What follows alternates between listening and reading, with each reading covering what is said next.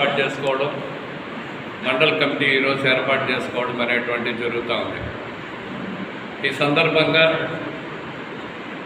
ఒకటి రెండు మాటలు పార్టీ గురించి మీకు చెప్పాలి. కొత్త ఒక ఆర్గనైజేషన్ కలిగినటువంటి పార్టీ.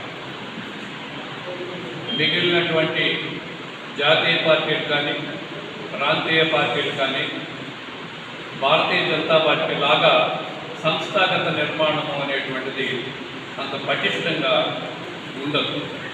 కానీ భారతీయ జనతా పార్టీలో సంస్థాగత నిర్మాణం చాలా పటిష్టంగా ఉంటుంది. పార్టీ కొంత సిద్ధాంతాలు భావజాలాలపైన ఆధారపడి ఉంటుంది.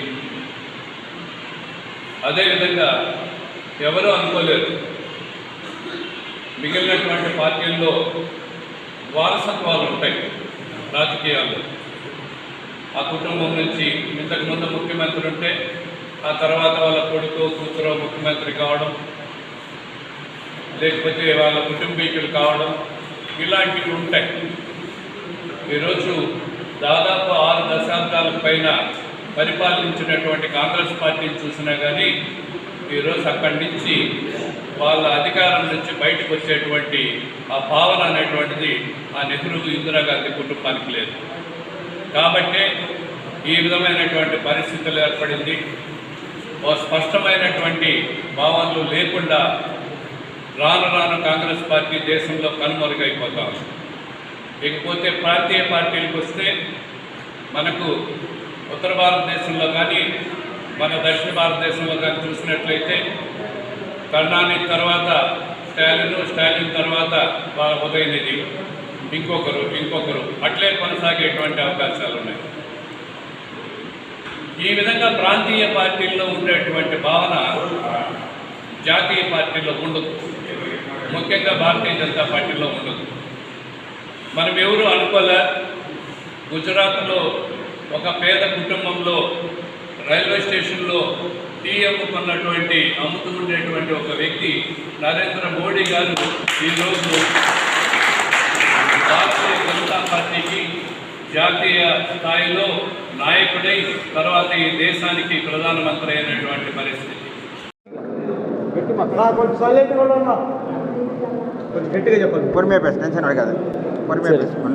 అందరికి నమస్కారం. భారతీయ జనతా పార్టీ మన మోడీ గారి నాయకత్వంలో సభాముఖంగా జరుగుతుంది. ఇట్లు స్టేట్ ప్రెసిడెంట్ మరియు మన చిత్తూరు డిస్టిక్ ప్రెసిడెంట్ జగదీశ్వర్ నాయుడు గారు కలిసి మండల ప్రెసిడెంట్గా నేను అన్ని పనులను నిర్వహిస్తానని మాటిస్తాను. తగ్గించాయి.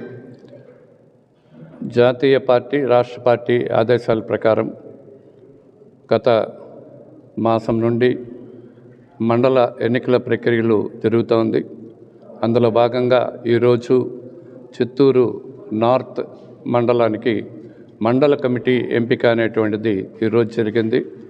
మురకంబట్లో వాస్తవ్యులు లితీష్ కుమార్ని మండల అధ్యక్షులుగా ఎన్నిక చేసుకోవడం, అలాగే ప్రధాన కార్యదర్శులుగా గోకుల్ యాదవ్, విజయ్ కుమార్ గారిని ఎంపిక చేసుకోవడం, వీరితో పాటు 6 మంది ఉపాధ్యక్షులు, 6 మంది కార్యదర్శులు, ఒక కోశాధికారిని ఈరోజు ఏకగ్రీవంగా అందరి సమక్షంలో బూత్ కమిటీ అధ్యక్షులు, క్రియాశీల సభ్యులు, సీనియర్ నాయకులు అందరి సమక్షంలో ఈరోజు నార్త్ మండల ఎన్నిక ప్రక్రియ ముగిసింది. అధ్యక్షుల వారిని ఎన్నుకోవడం జరిగింది, కమిటీని ఎన్నుకోవడం జరిగింది.